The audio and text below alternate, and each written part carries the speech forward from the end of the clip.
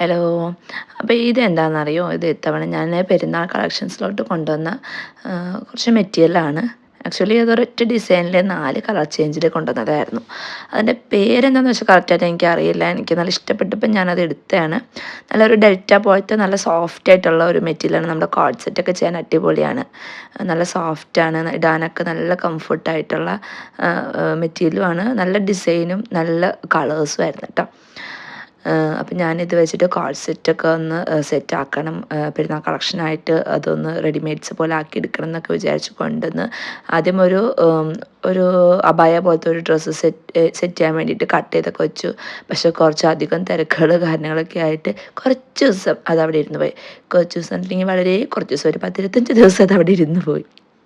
സാധനം ലാസ്റ്റ് പെരുന്നാളിൻ്റെ തലേന്ന് കുത്തിയിരുന്നിട്ട് അത് സ്റ്റിച്ച് ചെയ്ത് എനിക്കിടേണ്ടി വന്നു.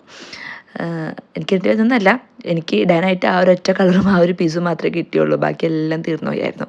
അപ്പോൾ നല്ല ഫോട്ടോസൊന്നും ഞാൻ എടുത്തിട്ടില്ല. ടൈം കിട്ടുമ്പോൾ ഈ ഡ്രസ്സിൻ്റെ മാത്രമായിട്ടൊരു ഡീറ്റെയിൽഡ് വീഡിയോ എടുത്തിരാം കേട്ടോ.